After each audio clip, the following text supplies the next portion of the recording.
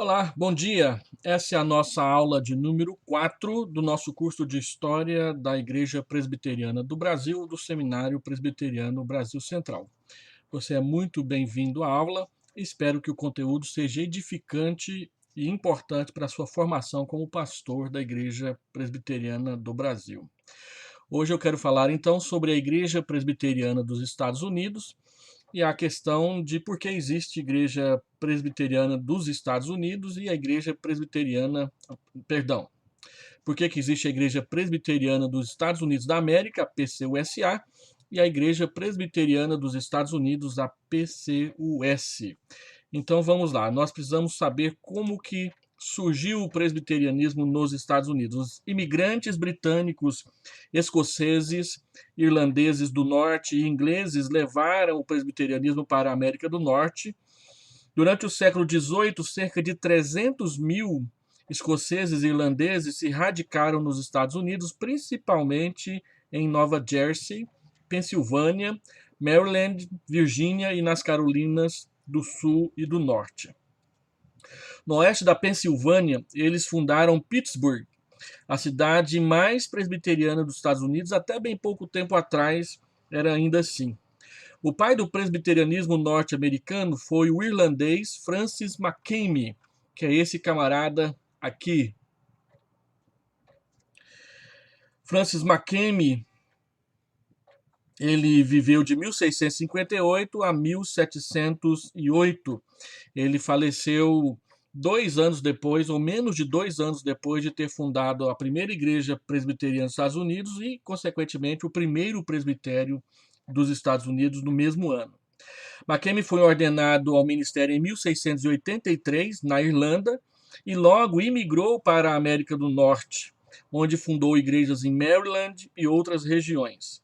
Foi perseguido pelos anglicanos, que era a religião oficial, foi preso em 1706, mas nesse mesmo ano fundou a primeira igreja presbiteriana e logo depois o primeiro presbitério nos Estados Unidos.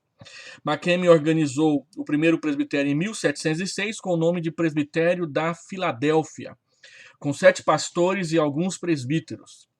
Em 1717 foi organizado o Sínodo da Filadélfia com 4 presbitérios, 19 pastores, 40 igrejas e 3.000 membros.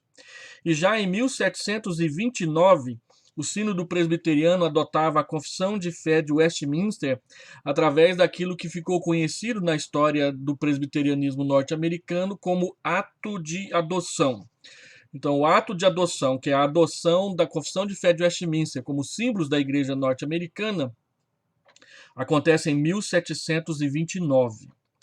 Outro líder destacado dessa época foi Gilbert Tennent, ou Gilbert Tennent, que é esse senhor aqui do meio. Era um reavivalista.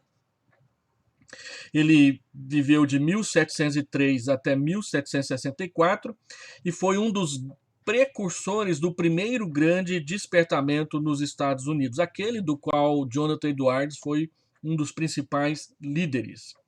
Ele estudou no Long College, que quer dizer Colégio das Toras, primeira escola de formação de pastores dos Estados Unidos da América.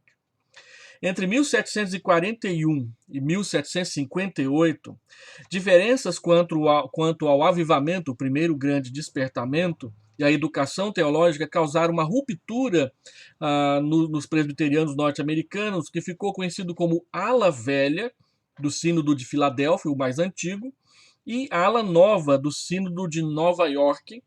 E você vai perceber que na história dos Estados Unidos esse negócio de velho e novo vai ser uma constante nas divisões doutrinárias, administrativas e pastorais da vida da igreja norte-americana. Nesse período, a igreja presbiteriana cresceu muito no sul do país, lembrando que o sul do país nessa época ainda eram as 13 colônias, especialmente na Virgínia e nas 2 Carolinas. Durante a Revolução Americana, os presbiterianos tiveram uma atuação destacada. E o presbiteriano escocês, o reverendo John Witherspoon, que viveu de 1723 e morreu em 1794, esse daqui de baixo, foi o único pastor a assinar a Declaração de Independência dos Estados Unidos em 1776. Ele tinha sido diretor do Colégio de Nova Jersey, que futuramente vai se tornar a Universidade de Princeton, que foi fundada em 1746. Isso foi o que aconteceu no período da fundação dos Estados Unidos até a independência de 1706, ou da fundação da primeira igreja até a independência dos Estados Unidos. Agora, da independência dos Estados Unidos até a Guerra da Secessão, de 1776 até 1861, a Assembleia Geral da PCUSA foi organizada em 21 de maio de 1789, sendo constituída de 4 sínodos: o de Nova York, o de Nova Jersey, o da Filadélfia e o sínodo da Virgínia e Carolinas do Norte e do Sul. Preocupados não somente com as questões espirituais, mas também com as morais, culturais e acadêmicas, os presbiterianos fundaram na América do Norte 49 escolas de ensino superior, inclusive Princeton, que era antigamente a escola de Nova Jersey, e também Hampden-Sydney, na Virgínia. Outros 2 grupos presbiterianos que surgiram nos Estados Unidos nesse período foram a Igreja Presbiteriana Reformada e a Igreja Presbiteriana Associada, que se uniram as duas em 1781, formando uma denominação apenas. Aqui você tem um mapa do que eram os Estados Unidos no período de formação da Igreja Presbiteriana dos Estados Unidos, o que nós chamamos geralmente de as 13 colônias. Depois, no início do século XIX, haverá uma grande marcha em direção ao oeste, que você que está lendo o Diário de Simonton vai perceber. Simonton participa dessa marcha para o oeste quando ele vai para a região do Mississippi vender periódicos presbiterianos e também se tornou professor numa escola daquela região. Entre a Guerra da Independência, 1776, e a Guerra da Secessão, 1861, a Igreja norte-americana viveu um período de declínio seguido por um reavivamento de grandes proporções, que é o segundo grande reavivamento. No período da Guerra de Independência, em virtude dos presbiterianos e congregacionais ser solidamente defensores da independência, seus pastores e igrejas foram perseguidos pelos ingleses. Após a guerra, a incredulidade e a indiferença religiosa foram bastante fomentadas pela influência da Revolução Francesa. Nichols afirma que durante as 2 décadas seguintes, o cristianismo norte-americano teve menos vitalidade do que em qualquer outra época da sua história. Esse quadro vai mudar radicalmente com a chegada do segundo grande reavivamento da história norte-americana. Aqui tem um quadro bem longo e extenso a respeito de como foi o primeiro grande reavivamento. Logo a seguir tem o quadro do segundo grande reavivamento. Mas você vai perceber aqui na leitura dessas datas cronológicas a presença de muitos presbiterianos. Para você que é aluno do curso, eu quero que você chamar a sua atenção para esse quadrinho aqui, que fala a respeito das consequências do primeiro grande reavivamento. Eu vou juntar os 2 depois, mostrando quais foram as consequências dos reavivamentos para a igreja norte-americana. Andando um pouco mais. Então, quais foram as consequências dos reavivamentos? Primeiro, grande crescimento das igrejas evangélicas.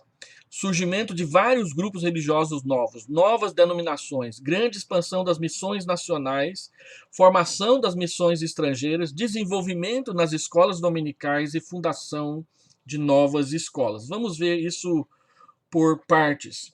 Então, essa grande fraqueza moral que eu mencionei agora há pouco foi totalmente modificada por uma série de despertamentos espirituais que atingiu grande parte dos Estados Unidos no final do século XVIII e no início do século XIX. Estes reavivamentos tiveram como consequência, primeiro, como eu mencionei, grande crescimento das igrejas evangélicas. Olha só, de 1800 a 1830, 30 anos, os metodistas cresceram 7 vezes mais. Os batistas, 3, isso levando-se em conta todas as perdas causadas pelo movimento unitariano que surgiu nos Estados Unidos nesse ano e que causou muitos problemas para as igrejas e ainda causa, porque está presente lá na realidade religiosa dos norte-americanos. Em 1800, a igreja presbiteriana possuía cerca de 13.500 membros, 430 igrejas e 180 pastores. 27 anos depois,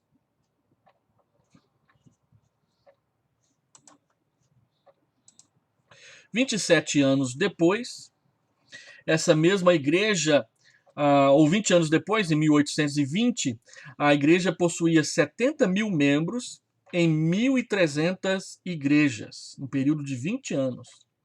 Em 1837, que foi o ano que criou-se a Junta de Missões Estrangeiras da PCUSA, quando se criou essa junta, haviam 226 mil membros, 2.865 igrejas, ou seja, a igreja cresceu 20 vezes mais em 37 anos. Já pensou se a IPB tivesse que administrar um crescimento de 20 vezes em apenas 30 anos? Eu sou pastor há 30 anos, exatamente 30 anos, e nesse período de 30 anos a igreja simplesmente só dobrou de tamanho. E alguns consideram um crescimento bom, mas a igreja norte-americana, em 20 anos, ela cresceu 20 vezes, como se ela dobrasse de tamanho a cada ano. E isso é um crescimento fenomenal, difícil de administrar, inclusive. Segunda consequência dos reavivamentos, houve o surgimento de novas denominações. A Igreja Presbiteriana de Cumberland, que mais tarde se uniu à PCUS, é um exemplo. O motivo da separação foi uma controvérsia a respeito dos requisitos para a ordenação dos ministros e a questão do livre-arbítrio. Ora, essa questão dos requisitos para a formação dos pastores é exatamente porque a igreja estava crescendo muito rapidamente e a formação de pastores sempre foi muito lenta em relação ao crescimento. Enquanto nós estamos aí preparando uma turma de pastores que demora 4 anos, em 4 anos a igreja presbiteriana dos Estados Unidos tinha crescido 4 vezes.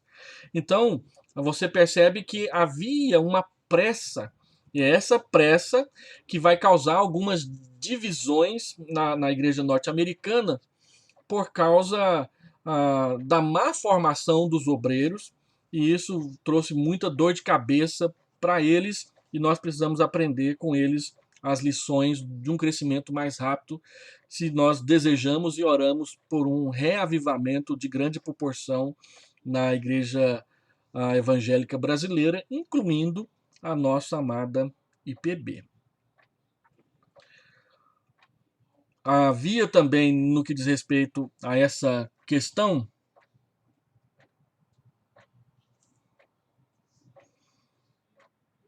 a igreja de Cumberland defendia padrões menos rígidos de preparação para o ministério e a ordenação de leigos que não haviam tido instrução formal em seminários.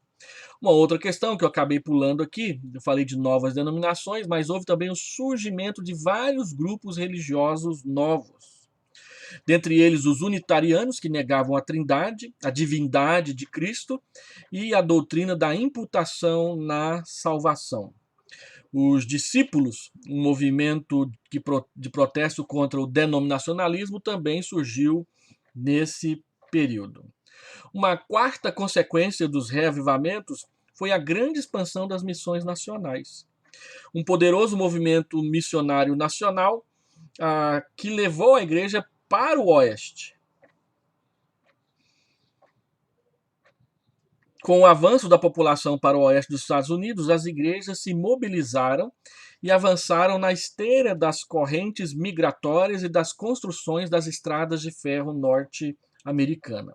A adoção do plano de união entre presbiterianos e congregacionais, que aconteceu em 1801, é uma amostra de como que as igrejas estavam tentando resolver a questão da plantação de novas igrejas no grande crescimento norte-americano em direção ao oeste dos Estados Unidos.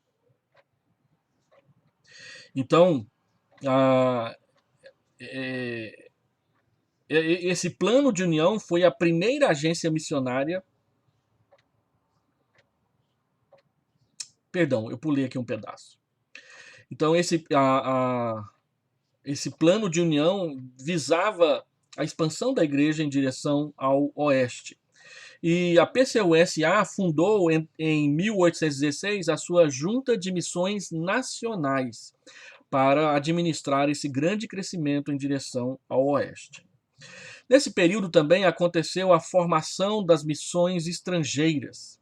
Em 1812 foi a formação da Junta de Missões Estrangeiras Interdenominacional, aquela que enviou Adoniran Judson para a Birmânia. Ele entrou no navio presbiteriano e desceu no navio congregacional, e uma vez que já havia essa grande aproximação entre presbiterianos e congregacionais pelo plano de união, e ele então trouxe muitas baixas para o presbiterianismo por causa da grande exigência da formação dos obreiros dentro da igreja presbiteriana. Em 1810 surge a Junta Americana de Comissionados para Missões Estrangeiras, eu havia dito 1812, mas é 1810, com sede em Boston. Era um fruto direto do plano de união entre PCUSA e a Igreja Congregacional. Foi a primeira agência missionária internacional de missões no país, e foi essa junta que enviou, como eu disse, a Adoniran Judson à Índia, mais especificamente a região da Birmânia. Sexto lugar, houve muito desenvolvimento nas escolas dominicais. Você se lembra que a escola dominical surge em 1780 na Inglaterra com Robert Hykes. E era uma escola de alfabetização que acontecia aos domingos de manhã, porque Hykes havia visto várias crianças brincando sujas nas poças de lama nas ruas não asfaltadas de Londres. Então, ele funda uma escola de alfabetização ao domingo que ganhou o nome de Escola Dominical.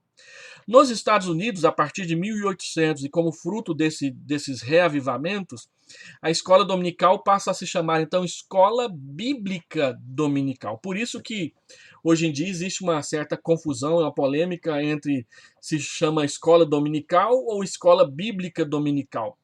Porque o nome Escola Dominical, no começo, representava essas escolas de alfabetização aos domingos. E a Escola Bíblica Dominical, que é uma herança dos Estados Unidos para nós, brasileiros, é o fato de que domingo pela manhã, então, os cristãos se reuniam para o estudo da Bíblia, e aí passou a ser Escola Bíblica Dominical. Até 1800, as escolas dominicais americanas seguiam o modelo do Robert Hykes. Isto é, auxiliavam e ensinavam crianças carentes. A partir de 1800 surgem as primeiras escolas dominicais no estilo moderno, ou seja, as escolas passam a funcionar nas igrejas e ministram o ensino religioso. Aqui é interessante um dado, no mínimo curioso. Nós estamos vivendo uma época em que várias igrejas estão abandonando o modelo de escola dominical porque acham que ele está ficando ultrapassado. Agora, a grande pergunta é, o que é que nós vamos colocar no lugar? E aí a história da igreja nos ajuda, porque não existia escola dominical antes de 1780. Como que era feito o discipulado? Como que era feito o ensino? E um material que é muito interessante de você ler sobre isso é o livro O Pastor Aprovado, do Richard Baxter, porque Richard Baxter pastoreou numa época que não havia escola dominical, e ele fala com muitos detalhes como ele discipulava a sua igreja em Gloucester, na Inglaterra, no período do primeiro grande, ou do período do pós-primeiro grande avivamento na Inglaterra, também ali após 1740, ou um pouco antes disso, por causa da biografia do Richard Baxter. As igrejas praticavam um discipulado de casa em casa, e havia horas marcadas para que o pastor visitasse as famílias a fim de ensinar a esses grupos. Isso no caso do Richard Baxter, que foi um pastor fenomenal, mas dá um exemplo de como que era o modelo sem escola dominical das igrejas anteriores a esse período.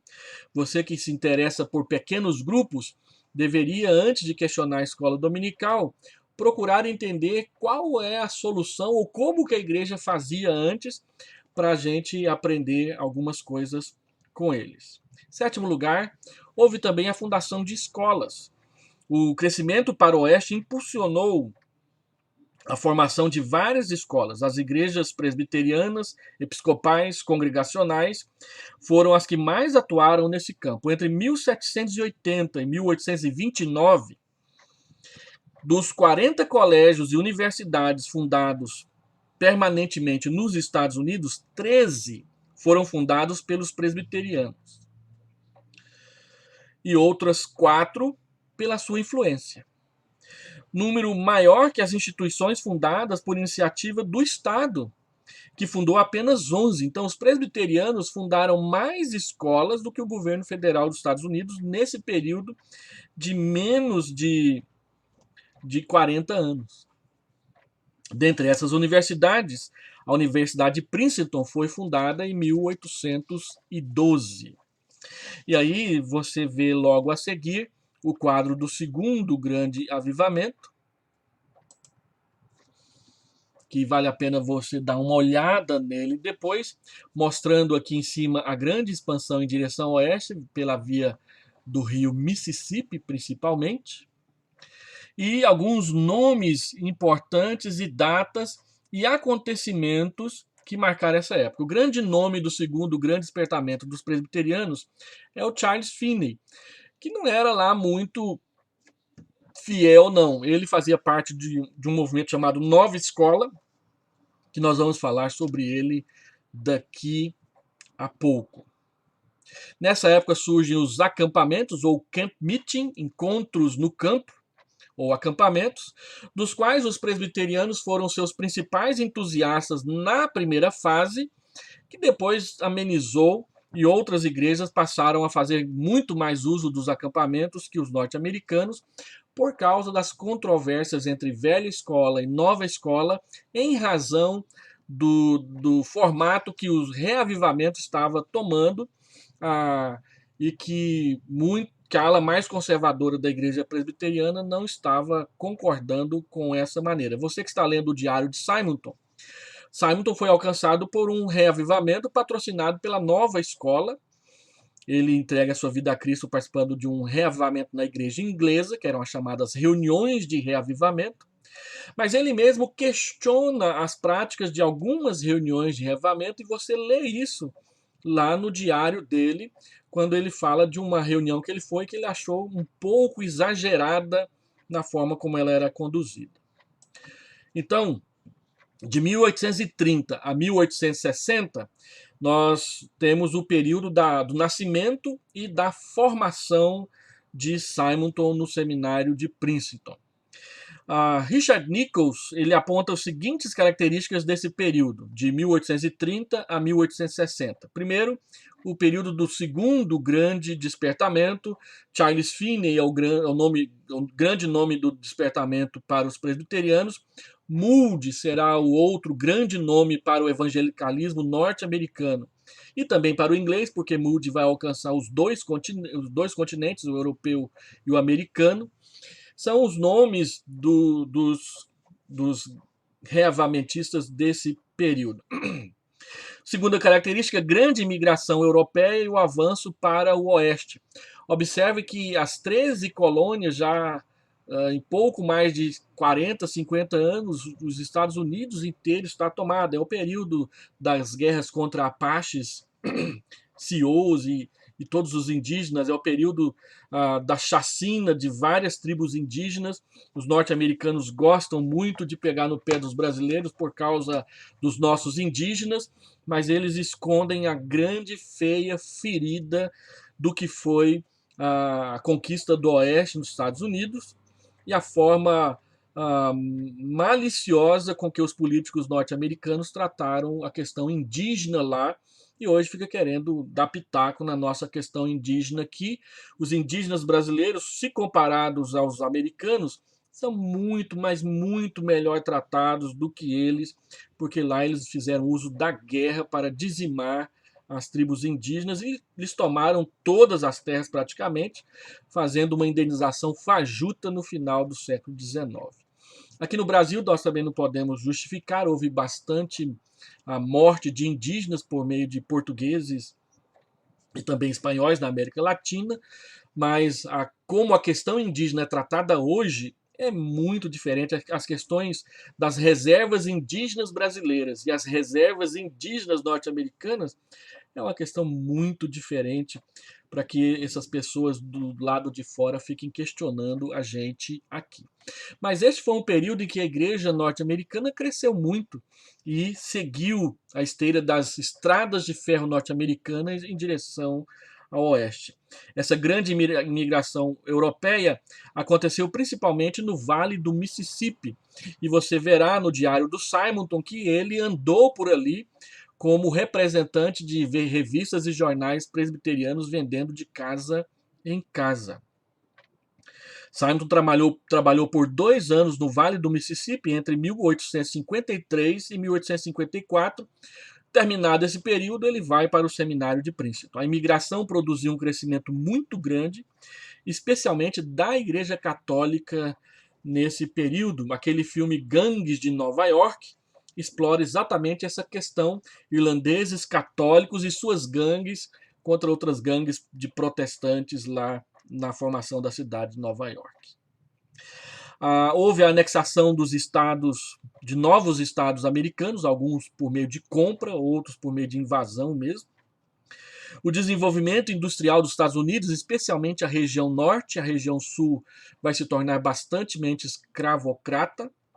A intensificação da luta contra a escravidão, a proclamação da emancipação dos escravos vai acontecer no final desse período, o que vai provocar a Guerra da Secessão a partir de 1861. E as controvérsias religiosas com o início dos movimentos liberais vindo da Europa. Em 1850 é fundada a escola de Tübingen, na Alemanha, e grande parte dos teólogos norte-americanos iam fazer seus mestrados e doutorados na Alemanha, voltando dali praticamente liberais. Um pastor que vai ter essa experiência já no final do século XIX e início do século XX é o Machen.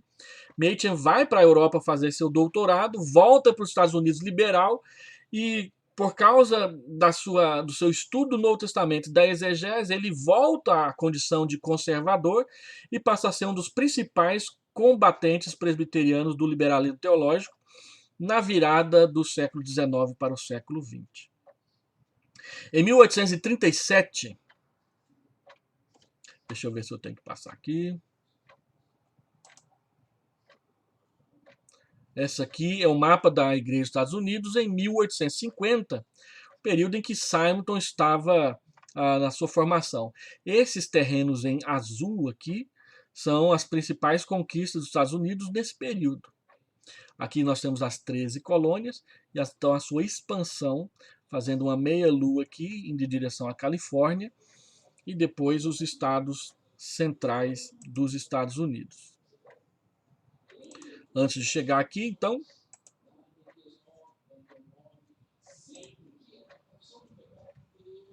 vamos falar sobre a nova escola. Em 1837, por causa do reavamento e o anti-escravismo, os presbiterianos norte-americanos se separaram em 2 igrejas, formalmente em 2 grupos conhecidos como Velha Escola, na Virgínia, e a Nova Escola em Nova York, a Virgínia mais ao sul do que Nova York. Então, um grupo é a Nova Escola.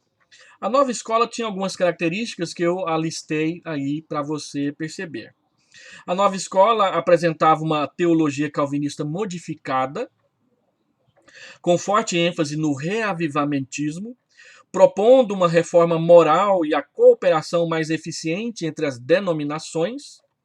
E o grande problema da nova escola é que as bases teológicas dela produziram um abrandamento da teologia calvinista até construir um alicerce semi-pelagiano para o reavivamentismo, negando principalmente a doutrina da imputação. Quem tem a teologia sistemática do Finney verá que ele tem horror à doutrina da imputação e, e ele gasta um tempo negando essa doutrina por causa das suas ideias reavivamentistas. Finney é conhecido na história do reavivamento como alguém que dizia que se nós cumprirmos certas condições e seguirmos determinados passos, então nós produziremos o reavivamento. Enquanto que a ala mais conservadora acreditava que reavivamento não é uma obra que nós podemos produzir, mas é uma obra sobrenatural do Espírito Santo na vida da igreja, que também não pode ser confundido com revitalização de igrejas. Aqueles que trabalham no movimento de revitalização de igrejas, e às vezes a gente se confunde nisso porque os mesmos textos que são usados para falar sobre reavivamento são os textos que são usados para falar sobre revitalização de igrejas, mas a proposta da revitalização ela não chega a ser tão ambiciosa no sentido administrativo do termo, de que nós vamos produzir o reavivamento. Não, ela está falando sobre dar uma trabalhada na organização, na administração, nos métodos evangelísticos e pastorais dessas igrejas para que elas se fortaleçam, tenham um novo alento. O reavivamento, nós cremos, é algo bem maior e que foge ao controle da igreja. Como que aconteceu com a igreja presbiteriana nos Estados Unidos, uma igreja que cresceu 20 vezes em 20 anos. Não é algo tão simples de administrar e, por isso, as dores de cabeça que eles tiveram nas suas divisões e nas suas brigas teológicas. A pressa em querer alcançar o maior número possível, atendendo ao chamado do Espírito, fez com que a igreja tropeçasse em muitos pontos, e um deles foi essa questão da divisão em ala velha e ala nova, ou velha escola e nova escola. A nova escola, então, através de Finney, vai procurar substituir a doutrina da imputação por uma doutrina da influência moral, que era exatamente o ponto em que os liberais mais pegavam para falar a respeito de como que nós nos tornamos cristãos. Você que fez história do pensamento cristão comigo vai se lembrar que nós falamos sobre a questão de Pedro Abelardo, aliás, não foi o Pedro Abelardo.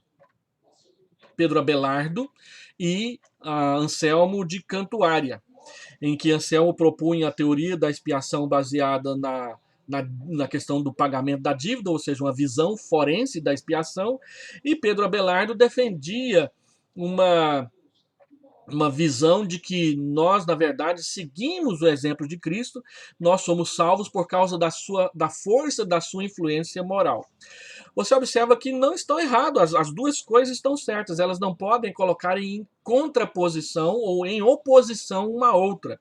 Eu não posso abandonar uma por defender a outra, eu tenho que sustentar as duas juntas. De fato, a nossa salvação ela é por meio de um pagamento de dívida, Cristo é o nosso representante, e nós recebemos a imputação da graça e da salvação por meio de Cristo, mas também somos conduzidos na nossa vida de santidade por meio da influência moral, da santidade de Jesus Cristo e dos seus líderes sobre nós. Charles Finney, então, ele que é o grande reavivamentista da Igreja Presbiteriana Norte-Americana, ele também se torna um mau exemplo de postura doutrinária para nós. Então, quem vai fazer oposição a ele é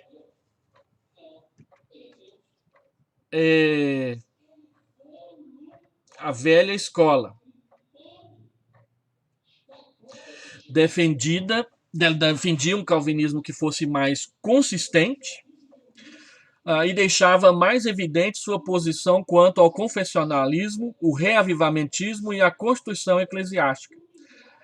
Muitos líderes da velha escola, inclusive Archibald Alexander, Charles Hodge, professores em Princeton e de Simonton, eles tinham sido grandemente influenciados pelo reavivamento na igreja. Todavia, criticavam severamente os reavivamentos que laboravam com convicções teológicas de um calvinismo inconsistente, tais como os de Charles Finney e de Nathanael W. Taylor, que era o cara que Finney seguia suas ideias. Por isso, a Assembleia Geral de 1837, dentre as suas decisões, aprovou o cancelamento do Plano de União, aprovado em 1801, e a exclusão de 4 sinos organizados sob a vigência do Plano de União. Quem estuda a controvérsia modernista fundamentalista sabe como que isso vai trazer uma consequência e dificuldade grande para a igreja na virada do século. Por exemplo, em 1922, quase 100 anos depois disso daqui, nós vamos ter pastores congregacionais ainda pastoreando igrejas presbiterianas. E um deles foi o Fosdick, que pastoreava a primeira igreja presbiteriana de Nova York, a igreja do Rockefeller. E ele pregou em 1922 um sermão dizendo: será que os fundamentalistas vão vencer? E ele critica então os conservadores. Mas o que me chamava a atenção é que Fosdick, ele não era um presbiteriano formado nos círculos presbiterianos. Ele era um congregacional que seguia essas ideias mais abrandadas, portanto de nova escola, e que estava no meio da Igreja Presbiteriana dos Estados Unidos. Então, os membros da Assembleia eram, na maioria, velha escola, que acusavam os membros da nova escola de tolerância e erros teológicos na sua soterologia. Os 4 sínodos excluídos da igreja dividiram no meio a denominação. Segundo Hofecker, na Enciclopédia Histórico-Teológica, ele argumenta que esses problemas teológicos foram a principal razão da divisão, sendo o plano de união com os congregacionais e a escravidão apenas secundários. Os sínodos expulsos publicaram a declaração de Auburn, que negou 16 acusações levantadas pela velha escola. No entanto, afirmou um conceito enfraquecido da doutrina da imputação. Observe que a doutrina da imputação estava no centro da controvérsia teológica. Aconteceu também a criação da Junta de Missões Estrangeiras, não mais a Junta de Missões Unida, mas agora uma específica da Igreja Presbiteriana, com sede em Nova York, que passa a ser conhecida como Board Nova York, e é esse grupo que enviará Simonton para o Brasil. Na década de 1840, a nova escola tornou-se mais conservadora e ortodoxa, e muitos de seus membros retornaram à PCUSA em 1869, com o fim da Guerra da Secessão. Então, agora nós precisamos conversar um pouco sobre a polêmica em torno da escravidão. Por causa dos debates em torno da escravidão, em 1857, 2 anos antes de Simonton vir para o Brasil, a nova escola se dividiu entre o norte e o sul, e em 1861 a velha escola que se dividiu da mesma forma com a Guerra da Secessão. Então havia aqueles que apoiavam a escravidão e aqueles que não apoiavam a escravidão, e eles compunham membros das 2 alas, na velha escola e na nova escola. Então tinha gente velha escola que era contra a escravidão e tinha gente velha escola que era a favor da escravidão, e a mesma coisa na nova escola, gente a favor e gente contra a escravidão. Isso trouxe divisão para o presbiterianismo norte-americano. E aí, então, a igreja se divide e surge a Igreja Presbiteriana dos Estados Unidos da América, PCUSA, que mantém a sigla, e a Igreja Presbiteriana dos Estados Unidos, PCUS. E a primeira é a chamada Igreja do Norte, que tem sede em Nova York, e a sua junta de missões, e a segunda é a Igreja do Sul, que tem a sede do seu comitê missionário em Nashville. Por esse tempo, Simonton já estava trabalhando no Brasil, porque a divisão acontece oficialmente em 1861. Simonton já está há quase 2 anos no Brasil e ele vai viver aqui no Brasil as influências e consequências dessa divisão da igreja norte-americana lá nos Estados Unidos. Uma curiosidade que eu tenho, mas ainda não foi satisfeita, é como que durante a Guerra da Secessão, 1861 até 1866, sobreviviam os missionários presbiterianos aqui no Brasil, uma vez que lá nos Estados Unidos estava acontecendo uma guerra e essa guerra estava atrapalhando a vida financeira do país. Eu me lembro de ter lido em um livro, não me lembro exatamente qual, que os missionários brasileiros se queixavam da demora no envio de recursos para eles aqui no Brasil. Simonton não trata dessa questão no seu diário, ele nem sequer menciona a Guerra do Paraguai, que é aqui no Brasil. Ele faz algumas menções à Guerra da Secessão. Quando ele vai aos Estados Unidos em 1862, ele presencia manobras de guerra próximos ao local onde ele estava hospedado, ouvindo os tiros de canhão ao longe. Mas ele não menciona sobre a questão do sustento e essas questões relacionadas. A PCUSA enviou Simonton para o Brasil em 1859 e a PCUS, que é fundada em 1861, vai enviar os seus primeiros missionários para o Brasil somente a partir de 1869, abrindo o segundo período da história da IPB. Mas a controvérsia em torno da escravidão, ela girava basicamente em torno desses 3 argumentos que eu coloquei aqui no PowerPoint. Os argumentos a favor da escravidão, dos quais o presbiteriano James Thornwell, que é o grande teólogo da Igreja do Sul, e que vai influenciar muito a formação da visão da IPB a respeito do papel do presbítero na liderança da igreja, porque ele e Rod tiveram uma controvérsia bem forte sobre o papel do presbítero na igreja em 1859, exatamente no ano que Simonton foi enviado aqui para o Brasil. Então, a controvérsia girava em torno desses argumentos. Os que eram a favor da escravidão diziam que a escravidão faz parte da condição humana. Toda a história da humanidade houve escravidão e que, portanto, ela faz parte dessa condição. Segundo, e que era o argumento mais complicado para os protestantes, é que a Bíblia não condena, antes a sanciona. Essa é uma frase do próprio Thornwell nos seus livros de teologia sistemática, eu os tenho aqui em casa em inglês. Ele diz: a Bíblia não condena a escravidão, ela sanciona. E terceiro, falar que a escravidão é pecado é falar contra a Bíblia, porque a Bíblia sanciona.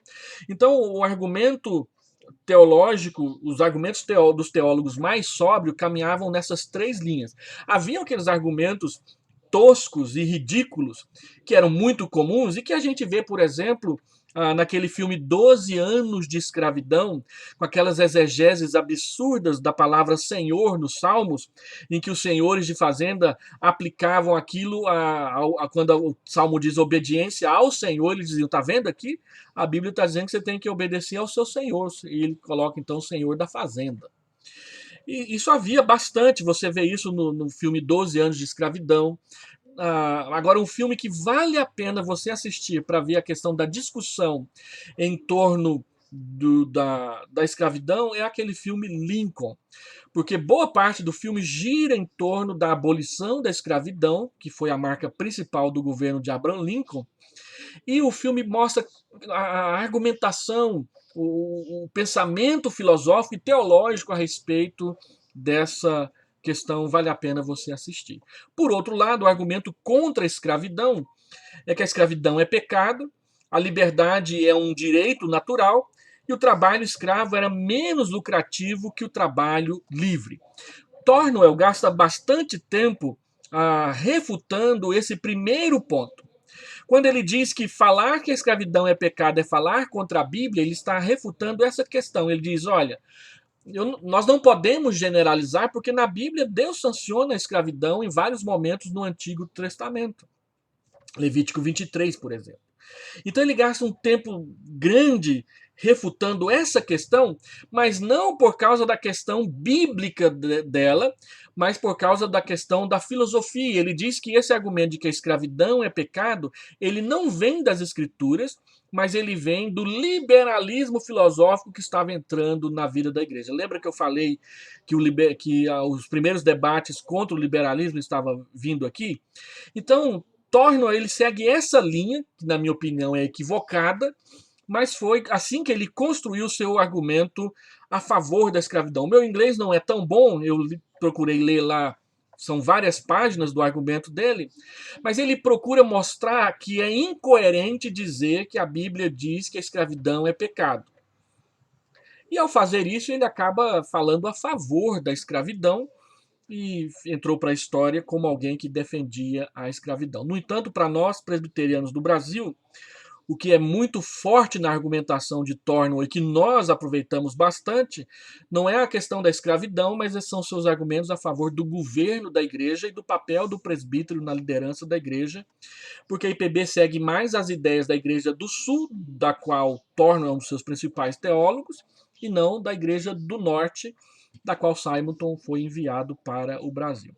Mas era em torno dessa argumentação que girava a briga em torno da escravidão, e esse é um capítulo da história da Igreja dos Estados Unidos que ele é muito instigante e a gente precisava conhecê-lo melhor por causa da questão social envolvida e como que a Bíblia é usada de forma equivocada e de forma correta para lidar com questões sociais sérias. E nós precisamos formar teólogos da IPB que tenham condição de entrar nessa discussão mostrando o que a Escritura diz e como que a Escritura de fato traz libertação para a vida em sociedade. Mas esse não é o nosso propósito nessa matéria. Vamos passar adiante.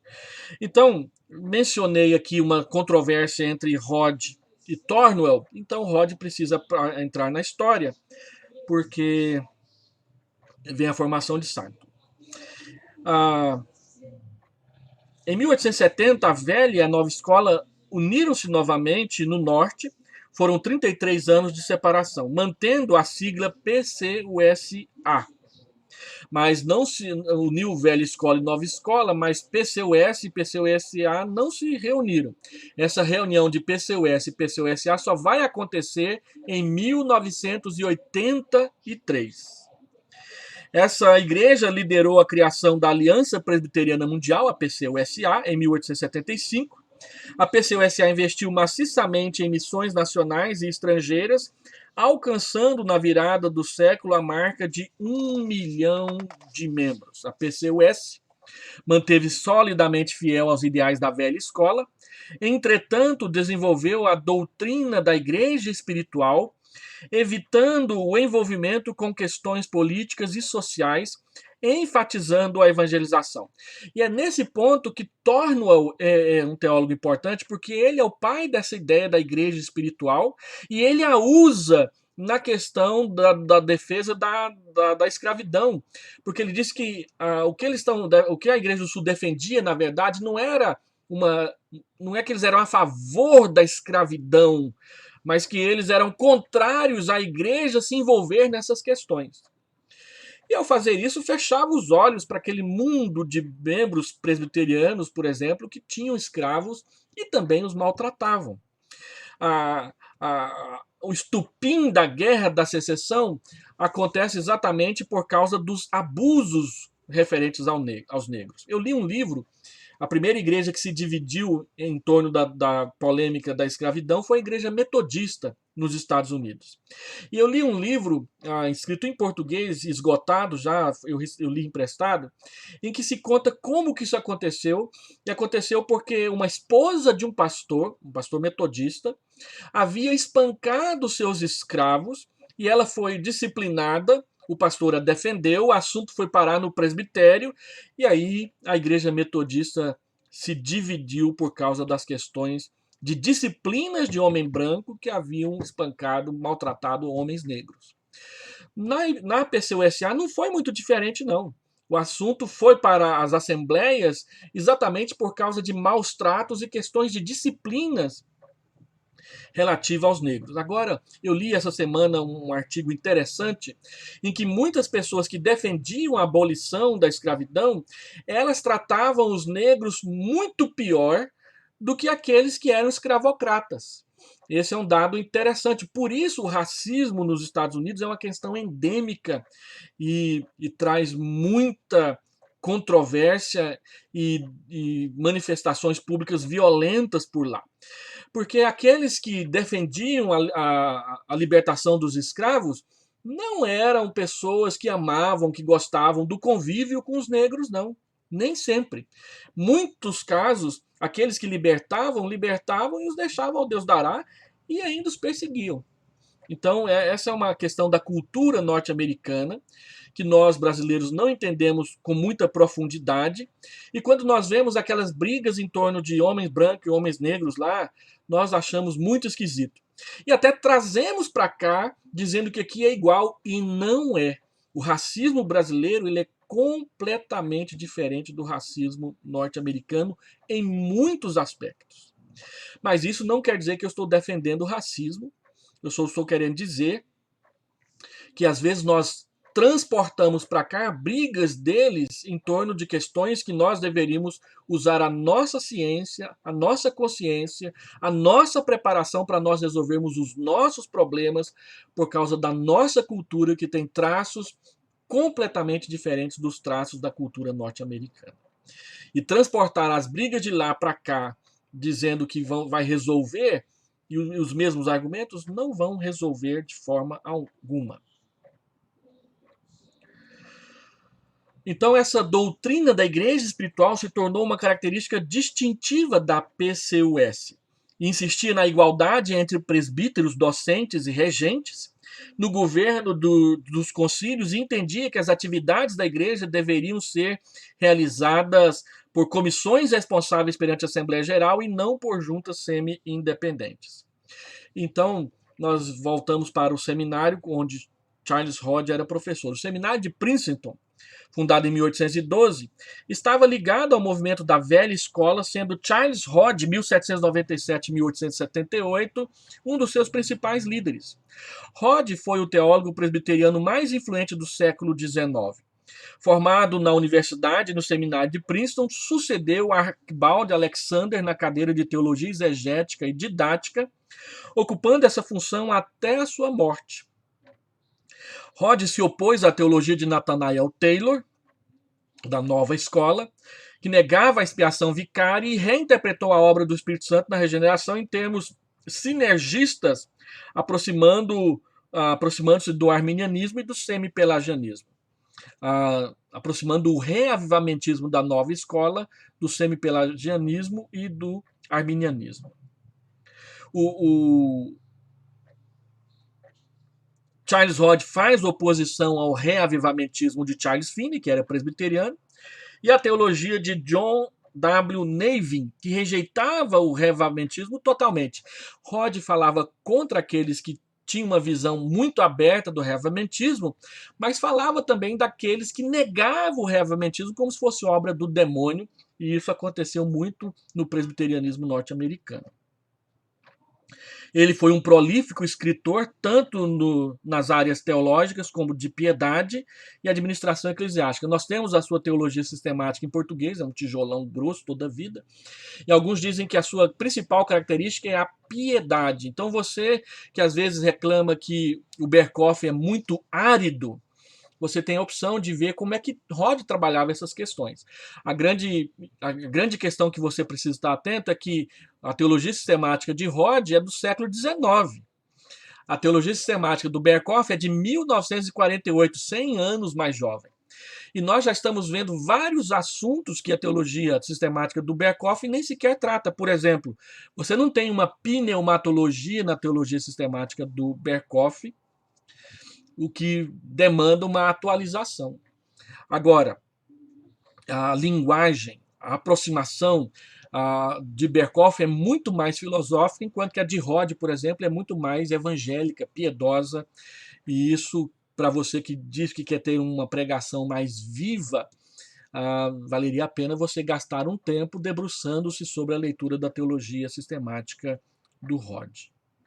e ler seus livros menores a respeito de temas específicos, como, por exemplo, o batismo cristão, que é uma leitura agradabilíssima, que evita simplesmente a polêmica, mas ensina positivamente a questão da doutrina presbiteriana do batismo infantil. Ele foi professor de teologia sistemática em Princeton por 56 anos, compartilhando com Archibald Alexander de seus ensinos quanto à proclamação da glória de Deus, o poder regenerador da graça de Deus em Cristo, a incapacidade do homem a alcançar a salvação, a parte da chamada eficaz de Deus e a total suficiência das Escrituras. Contudo, Rod dava mais espaço em sua teologia para a obra do Espírito Santo, e isso é bem-vindo por causa do reavivamentismo. Mostra-se mais preocupado com os erros do catolicismo romano do que com as modificações do calvinismo propostas pelos congregacionais e pelos membros da nova escola. Então, em vez de entrar no debate com a nova escola em torno da doutrina da imputação, Rod vai preferir entrar no debate contra o catolicismo, que nesse período está crescendo muito nos Estados Unidos. E isso vai ser providencial para o Brasil, porque aqui no Brasil o maior obstáculo para o crescimento da igreja protestante não será o secularismo, será o catolicismo romano. E como Rod ele gastou bastante tempo na sua teologia sistemática refutando os erros do catolicismo, isso foi providencial para a formação dos pastores brasileiros que vieram trabalhar no nosso país. Foi essa teologia que moldou o pensamento teológico de Simonton e dos primeiros missionários enviados para o Brasil formados em Princeton. Além de ser um competente polemista, Rod é também conhecido por ser um grande expositor bíblico, piedoso e fiel à autoridade das Escrituras e da Confissão de Fé de Westminster. Aqui tem uma fotografia da capela do seminário onde Rod pregou o sermão que Simonton vai fazer referência na sua vocação missionária. Então, como que era o seminário de Princeton na época de Simonton? Em 1855 a 1858, o período de formação de Simonton, o corpo docente era composto de Charles Hodge, Joseph Addison Alexander, está aqui, Alexander McGill, que é o terceiro, e, por último, William Henry Green. Charles Hodge era professor de teologia exegética, didática e polêmica. Joseph Addison Alexander era professor de história bíblica e eclesiástica. Alexander McGill, o terceiro aí de cima, ele era professor de teologia pastoral, governo eclesiástico e homilética. Foi quem ensinou Simonton a fazer sermão. Henry Green era professor de literatura oriental, daí o hebraico, e bíblica. E o currículo era o seguinte: no primeiro, o curso naquela época tinha duração de 3 anos. O primeiro ano eles estudavam hebraico, introdução às escrituras, história, geografia e antiguidades bíblicas, teologia exegética e homilética. No segundo ano, deixa eu ver se eu coloquei isso aqui. Não. No segundo ano, eles estudavam hebraico, crítica e interpretação bíblica, teologia didática, teologia pastoral, história bíblica e eclesiástica. No terceiro ano, estudavam hebraico, crítica e interpretação bíblica, teologia didática e polêmica, eclesiologia, história da igreja. Essa era a formação de Simonton. Então, vamos falar um pouco sobre o século XX, nossa aula está ficando muito comprida.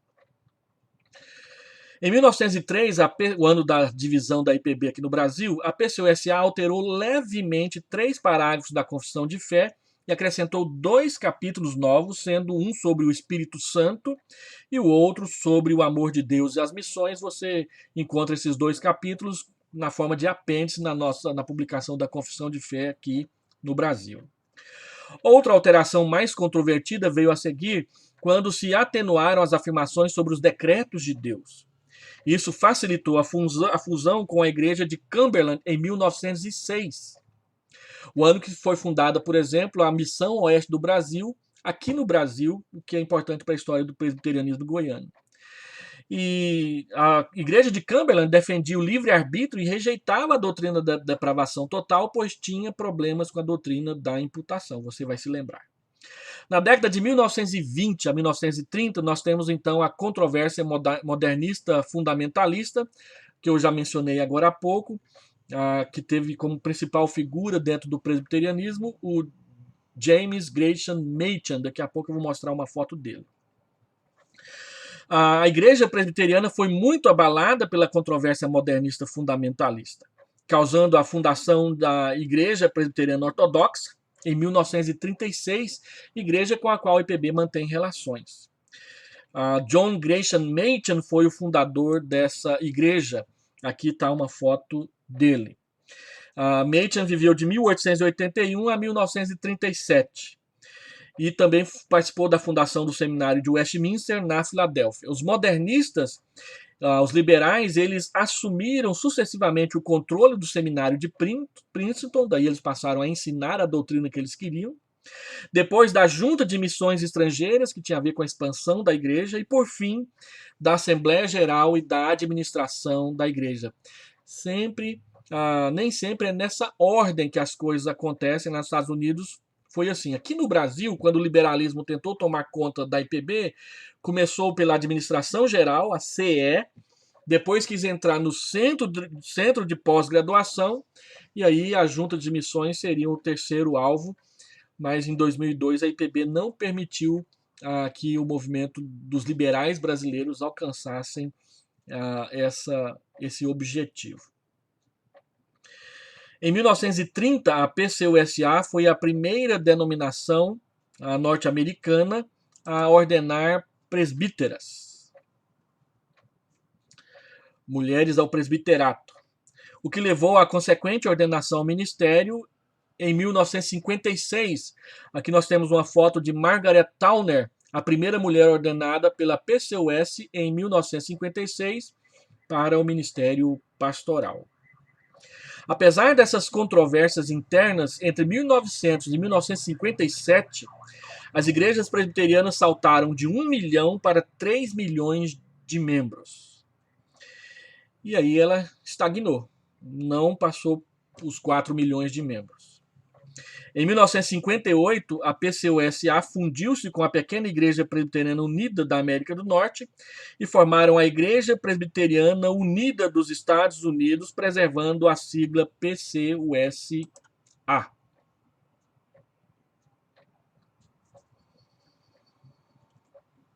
Essa nova denominação reformou, em termos neo-ortodoxos, a Confissão de Fé de Westminster em 1967 e publicou num livrinho azul. Se você for lá na biblioteca do seminário, você encontrará um exemplar do livrinho azul, que é a Confissão de Fé de Westminster, modificada em termos neo-ortodoxos pela Igreja Presbiteriana dos Estados Unidos. Quando ela fez isso, ela mandou traduzir para o português e deu um exemplar de presente para todos os pastores da IPB. Se você visita os pastores da velha guarda, os que foram ordenados antes de 1975, todos eles têm um exemplar do livrinho azul guardado na sua biblioteca. Lá no seminário tem um exemplar para você conhecer. Não sei se tem o original em inglês e o em português, mas ele é conhecido pelos pastores brasileiros como o livrinho azul, que é neo-ortodoxo. Andando um pouco mais, então, com essa publicação do livrinho azul, a PCUSA rompe com a Confissão de Fé de Westminster, que ela havia adotado em 1729.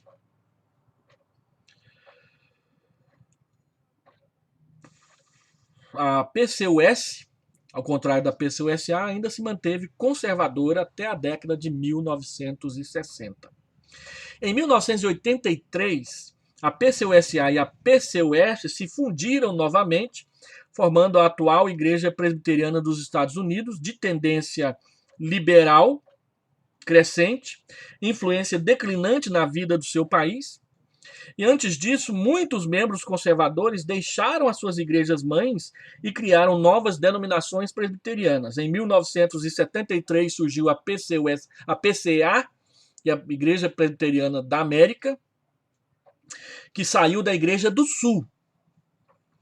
E a Igreja Presbiteriana Evangélica, a EPC, que saiu da Igreja do Norte em 1981, e dessa EPC é que surgiu, que era membro o reverendo Andrew Jumper, cujo nosso centro de pós-graduação ganhou seu nome porque ele foi o maior entusiasta da formação do centro de pós-graduação presbiteriano aqui no Brasil. Em 1977, a IPB rompeu relações com a PCUSA por causa do seu liberalismo. E em 1983, a IPB rompeu relações com a PCUS por causa da sua fusão com a PCUSA nesse mesmo ano. Eu encontrei na internet o vídeo no YouTube da abertura da Assembleia Geral da PCUSA de 1983, que foi a Assembleia que celebrou a fusão entre as duas igrejas. Isso foi ruim para Goiás, porque boa parte dos missionários norte-americanos da PCUS que ainda estavam trabalhando no Brasil, estavam trabalhando aqui em Goiás. E eles foram retirados em 1983. Concluindo, o presbiterianismo norte-americano estava se distribuindo no ano 2000. PCUSA 3.645.000 membros. Eu vou mostrar um quadro de 2015 que mostra o quanto ela decresceu de 2000 para cá. A PCA, 278.000 membros, a igreja presbiteriana que mais cresce nos Estados Unidos hoje. A IP de Cumberland, com 88.000 membros. A EPC, com 57.500. E as maiores denominações reformadas, ambas de origem holandesa, eram a Igreja Reformada da América, 312.000, e a Igreja Cristã Reformada da América do Norte, com 280.000 membros. Não sei se é essa que era a igreja do Berkhoff. Mas observem os seguintes quadros. Esse é um quadro que eu encontrei na internet essa semana, do desenvolvimento das principais igrejas protestantes dos Estados Unidos frente ao crescimento do pentecostalismo e do neopentecostalismo. A Assembleia de Deus cresceu de 1975 até 2015 158% nos Estados Unidos. Mas a Episcopal decresceu 38%, a Luterana decresceu 32% e a Presbiteriana PCUSA decresceu 56%. Em 1975, ela tinha 3.544.099 membros. Em 2015, 1.572.660 membros. Ela perdeu metade dos seus membros, a maioria deles migrando-se para a EPC, para a PCA ou para o pentecostalismo nesse período. Lembrando que 2015 era 1,5 milhão e ela continua decrescendo. E no ano de 2012, a IPB informou que nós, presbiterianos do Brasil, chegamos a 1 milhão de membros. O que quer dizer que a IPB hoje, no ano 2020, provavelmente está do mesmo tamanho que a sua igreja-mãe, a PCUSA, ela decrescendo e nós, graças a Deus, ainda crescendo mais. Este é um mapa da presença presbiteriana nos Estados Unidos no ano 2000. E quanto mais escuro o quadrinho, maior a presença de presbiterianos. Então você vê aqui nessa região e nessa região os lugares onde tem maior número de presbiterianos. E no Alasca, há uma presença forte dos presbiterianos no norte do Alasca e no sul aqui do Alasca. Ok, terminamos por aqui. Vou colocar 2 perguntas sobre a Igreja Presbiteriana Norte-Americana na plataforma para você responder. Até mais, Deus te abençoe.